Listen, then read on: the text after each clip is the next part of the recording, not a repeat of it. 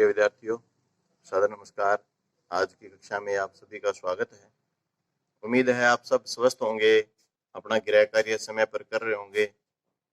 इस लॉकडाउन का आपकी पढ़ाई पर कोई नकारात्मक प्रभाव ना पड़े, इसी उद्देश्य से हरियाणा सरकार और सभी शिक्षकगण ऑनलाइन शिक्षा पद्धति से आपसे जुड़े हुए हैं। तो आशा है आप सब अच्छे से पढ़ाई कर रहे होंगे। आज हम हर्ष उकारांत पुल्लिंग शब्द रूप करेंगे। ये भी बहुत महत्वपूर्ण शब्द रूप है। आपको पता है कि कोई भी शब्द रूप लिखने से पहले वचन और विभक्तियां लिख लेनी चाहिए। तो सबसे पहले आप वचन लिख लें और सारी विभक्तियां लिख लें, प्रथमा द्वितीय तृतीया संबोधन तक लिख लें। बहुत ही आसान, समझ के आप करेंगे तो बहुत जल्दी आपको याद हो जाएगा। हर्ष उकारांत, सबसे पहले आएगा साधु, विसर्ग आएगी साधु। यहाँ द्विवचन में दीर्घ हो जाएगा ऊ का, साधु साधु साधु साधु।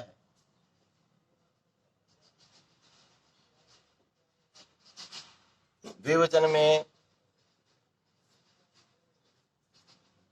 साधुम। द्विवचन में आपको पता है जैसे रामम बढ़ता है वैसे ही साधुम। और द्विवचन में वही दीर्घ साधून। तृतीय एक वचन बिल्कुल आसान है, साधुना। और द्विवचन आपको पता है तृतीय चतुर्थी और पंचमी का साधु व्याम।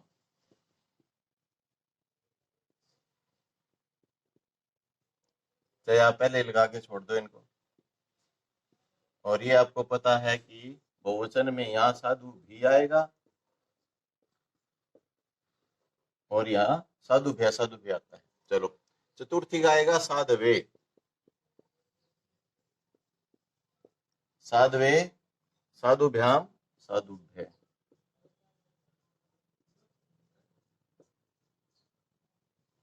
पंचमी में आएगा साधो, विसर्ग आएंगे। ये षष्ठी में आएगा साधो। साधो, साधुभ्याम, साधुभ्य, साधो। और षष्ठी का द्विवचन आएगा साधवो।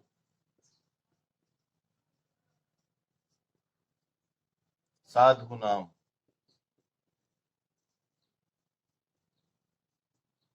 ये बात जो दीर्घ इसमें उकारांत है उसका ध्यान रखना है। षष्ठी का जो बहुवचन है वो दीर्घ आएगा। आगे आगे आपका सप्तमी साधु। द्विवचन में वही साधु और साधुषु।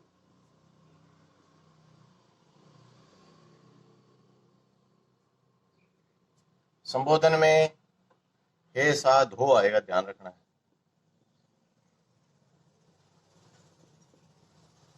बच्चा कई बार क्या गलती कर देता है, यहाँ वो एक वचन ही लगा देता है, क्योंकि राम शब्द रूप जब वो करता है तो उसके दिमाग में भी बात ये फिक्स हो जाती है कि प्रथमा वैसी की वैसी लिखनी है, तो गलती कर देता है।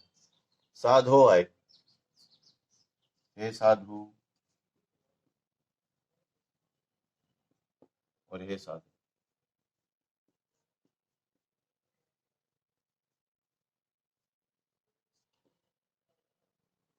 देखो बिल्कुल आसान है। इसको आप इस वीडियो को रोक के कम से कम 5 बार पढ़ो, इसका मनन करो, चिंतन करो, आपको बिल्कुल आसानी से याद हो जाएगा। देखो सबसे पहले प्रथमा के वचन है साधु, साधु साधवै है, साधुम, साधु, साधुन, साधुना, साधुभ्याम, साधु भी। चतुर्थी का एक वचन बनेगा साधवे और द्विवचन वही साधुभ्याम और बहुवचन बनेगा साधुभ्य। पंचमी साधो और द्विवचन में वही साधुभ्याम और बहुवचन में वही साधुभ्य। षष्ठ, पंचमी और षष्ठी का एक वचन बिल्कुल एक ही जैसा है, इसमें भी साधु बनेगा। ये षष्ठी और सप्तमी का एक वचन एक जैसा है, साधु बनेगा। ये साधु नाम। यहाँ सप्तमी के बहुवचन में हमेशा सु आता है, सप्तमी के बहुवचन में हमेशा ही सु आता है। ये आपको पता है, लतासु, रामेशु, साधुषु। और सप्तमी का एक वचन है, इसको स्पेशल ध्यान रखने वाला है। एक तो आपको इसका ध्यान रखना है, एक इसका विशेष ध्यान रखना है। बाकी लगभग आसान है, ऐसा इसमें कुछ भी नहीं है। बाकी जो शब्द रूप जिस बच्चे ने अब तक इतने शब्द रूप कर लिए, लगभग हमने 20 शब्द रूप कर चुके हैं हम। जिस बच्चे ने इतने शब्द रूप किए हैं वो इनको आसानी से याद कर लेगा। अगर आपने इससे पहले वो पिछले वाले शब्द रूप नहीं किए हैं तो आप डिस्क्रिप्शन में जाके वो वीडियो पहले देखें। इनको नंबर वाइज आप करोगे, क्योंकि आपको पता है कि हर चीज स्टेप बाय स्टेप होती है। जब आप पिछले शब्द रूप कर चुके होंगे तो ये शब्द रूप आपको बिल्कुल आसान लगेंगे। आप इनको क्रम वाइज कीजिए, कॉपी में लिखिए, बार बार अभ्यास करें, है बिल्कुल आसान। आप इसका एक छोटा सा अपने आप टेस्ट भी ले सकते हैं, जैसे कि आप एक दूसरे से, अपने भाई बहनों से पूछ सकते हैं कि मेरे से आप सुनो। वो बच्चा आपसे, चाहे वो संस्कृत पढ़ता हो या ना पढ़ता हो, वो आपसे सुन लेगा। जैसे वो आपसे बीच बीच में से पूछ लेगा कि साधु नाम बताओ भैया कहाँ बनता है, या दीदी आप ये बताओ कि साधो हो कहाँ बनता है, या आपके साधु शू कहाँ बनता है, या साध वे कहाँ बनता है, ऐसे ही साध वह कहाँ बनता है, ऐसे ही हे साधो कहाँ बनता है। इस तरह से वो आपसे बीच बीच में से इसका टेस्ट ले सकता है। वो आपसे यूं भी पूछ सकता है कि आप बताओ चतुर्थी का एक वचन क्या बनेगा, षष्ठी का बहुवचन क्या बनेगा, चतुर्थी का द्विवचन क्या बनेगा, प्रथमा का बहुवचन क्या बनेगा। इस प्रकार से आप इसकी रिवीजन बार बार करें। अच्छा, जब एक बार ये शब्द रूप याद हो गया तो कई शब्द रूप हैं, आपको पता है कि जैसे होते हैं ऐसे गुरु है। इसी कड़ी में गुरु, रह क्यू की मात्रा का आपने ध्यान रखना है। दीर्घ जो उकारांत है वो आगे से मुड़ के होता है, और हर्षो ये होता है, इसका आप ध्यान रखें। यहाँ आपको गुरुन जैसे लिखना पड़ेगा, उकारांत का आप हर्षो और दीर्घ का स्पेशल ध्यान रखें। इसी तरह इसी कड़ी में है भानु।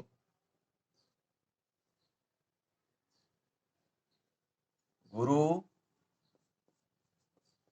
भानु, तो शत्रु, शिशु, ये सारे शब्द रूप आपने, और एक पशु,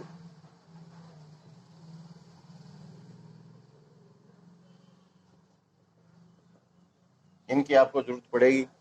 आप इस एक शब्द रूप को करके साधु शब्द रूप को पहले करें, वीडियो रोक के अच्छे से इसको करने के बाद ये जो 5 शब्द रूप है इनको आप बिना देखे लिखें, फिर आप अपने आप मिलाएं।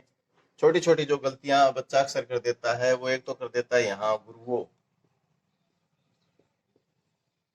गुरु में यहाँ गुरुओ बनेगा, ये तो गुरु नाम बन जाएगा, ये गुरु शू बन जाएगा, ये गुरु बन जाएगा, कोई दिक्कत नहीं है, ये गुरु बन जाएगा, ये भी गुरु बन जाएगा।